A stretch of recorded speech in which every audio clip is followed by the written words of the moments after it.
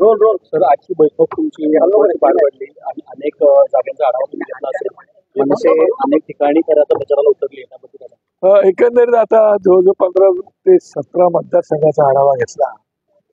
त्या आढाव्यामध्ये एक गोष्ट नक्की लक्षात आली की महाराष्ट्र नवनिर्माण सेनेला साहेबांनी पाठिंबा महाराष्ट्र नवनिर्माण सेनेने दिल्यापासून आमचे कार्यकर्ते सगळ्याच उमेदवारांच्या सोबत अत्यंत प्रामाणिकपणे प्रचारामध्ये उतरलेले आहेत आणि जोरात प्रचार करतात.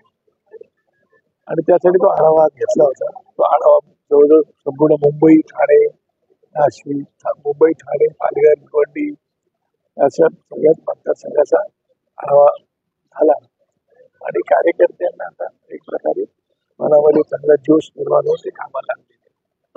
परंतु आजचीच मीटिंग ही अत्यंत महत्वाची होणार होती.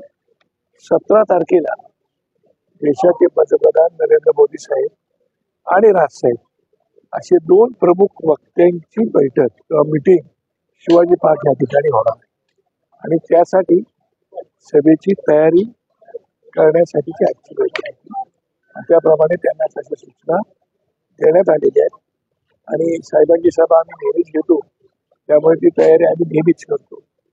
त्याच्यामुळे आमच्या लोकांना सवय आहे. तरी पण कार्यकर्त्यांना विश्वासात घ्यायला पाहिजे. त्यांच्या काही रिक्वायरमेंट असतात, काही आवश्यकता आहे त्या बघायला लागतात, म्हणून त्यांना विश्वासात घेतलं होतं आणि त्यासाठी ती आजची बैठक होती. 17 तारखेला सायंकाळी 6 वाजता प्रमुख वक्ते देशाचे पंतप्रधान नरेंद्र मोदी साहेब आणि प्रमुख वक्ते राज ठाकरे साहेब यांची काही सभा मुंबईमध्ये सर्व उमेदवारांसाठी होणार आहे. त्याच्या बैठकीची आढावा सभा होती.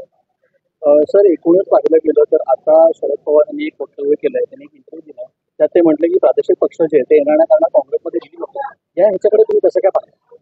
मला असं वाटतं की कसं आहे की प्रादेशिक पक्षांची आवश्यकता प्रत्येक राज्याला फार महत्वाची आहे.